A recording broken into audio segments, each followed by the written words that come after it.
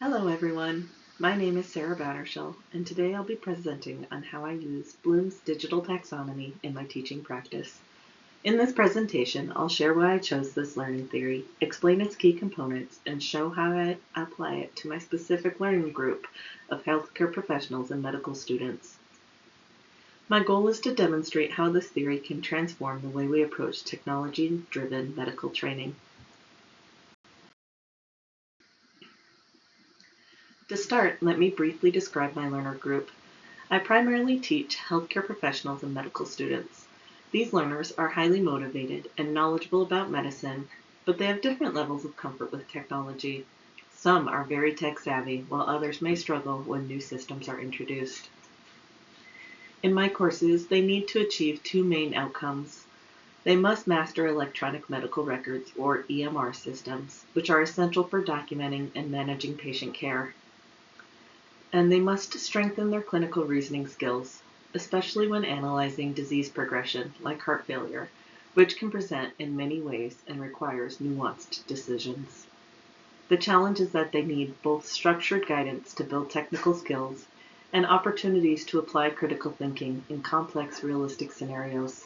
This is where Bloom's digital taxonomy fits in perfectly. Now, what exactly is Bloom's digital taxonomy? You may be familiar with the original Bloom's taxonomy, which categorizes learning into 6 levels: remember, understand, apply, analyze, evaluate, and create. The digital version updates this model for the 21st century.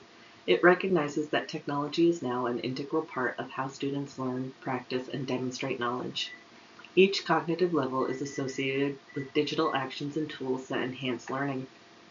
For example, at the Remember level, learners might use Quizlet to review terminology through digital flashcards. At Understand, they might use Edpuzzle, where questions are embedded into videos to check comprehension. At Apply, they could work in an articulate storyline situation where they navigate an EMR system just as they would in a clinic. And at Create, they might collaborate in Google Docs or Miro to design patient care plans. This digital integration makes Bloom's taxonomy more relevant and powerful, particularly for my learners who are working in a technology-driven healthcare environment. So why did I select Bloom's digital taxonomy as the most useful theory for my teaching? There are 3 key reasons. First, it offers a structured learning path. The taxonomy's levels naturally scaffold learning, starting with foundational knowledge and moving towards higher order thinking. For my learners, this means they can build confidence with simpler tasks before tackling complex clinical decisions. Second, it integrates technology seamlessly. My courses rely heavily on digital tools, from EMR simulations to online discussions. Bloom's digital taxonomy doesn't just allow for technology, it actively encourages it, making my teaching more engaging and relevant. Third, it supports critical thinking. In healthcare, memorizing facts isn't enough. Medical professionals must analyze patient data, evaluate options, and create solutions. Bloom's higher levels, analyze, evaluate, and create, directly align with these essential skills. To sum it up, this theory aligns with my teaching philosophy. Start with structure, use technology meaningfully, and build towards real-world problem solving. Let's dive in to how I actually apply Bloom's digital taxonomy in my courses. I'll walk you through examples at different levels and highlight the digital tools that make this approach effective. At the lower levels, remember and understand, I use tools that promote recall and comprehension. Quizlet is perfect for digital flashcards on EMR terminology. Kahoot makes live quizzes interactive and fun, even for serious topics. Edpuzzle allows me to embed questions into recorded lectures, so learners stay engaged while watching and can immediately check their understanding. At the mid-levels, Apply and Analyze, I introduce interactive EMR simulations using articulate storyline. For example, learners may be asked to document a patient visit, interpret lab results, or enter medication orders in a simulated EMR. I also use Body Interact, which provides virtual patient scenarios. Learners analyze symptoms, order tests, and make decisions just as they would in real practice.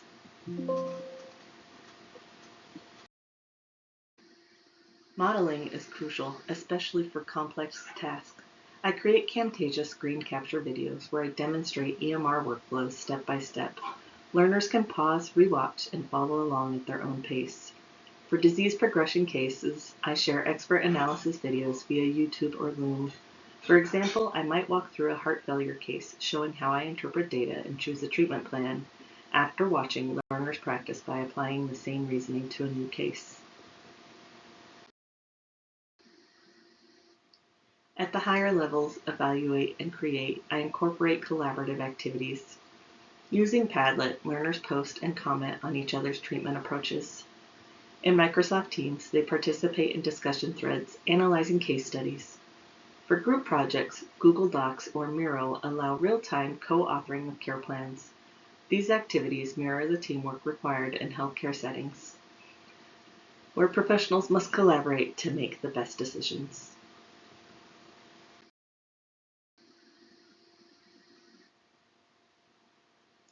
Finally, evaluation. Instead of relying solely on tests, I use scenario-based assessments where learners work through a simulated patient case. They must analyze information, make decisions, and document their reasoning. For example, in one assessment, learners receive a heart failure patient record in a simulated EMR. They must evaluate the data, choose interventions, and justify their plan. I use rubrics in my LMS, such as Canvas or Moodle, to assess not only the accuracy of their decisions, but also the depth of their reasoning. This ensures my evaluations truly measure critical thinking. In conclusion, Bloom's digital taxonomy is an excellent fit for my learner group because it provides a clear structure for building skills, uses technology meaningfully at every stage, and promotes critical thinking and problem solving. By aligning technology with cognitive levels, I can create engaging, scaffolded learning experiences. My learners progress from simply remembering facts to applying, analyzing, and creating solutions, just as they will in real clinical practice. Ultimately, this approach prepares them not only to pass assessments, but to excel in the fast-paced, technology-rich world of healthcare.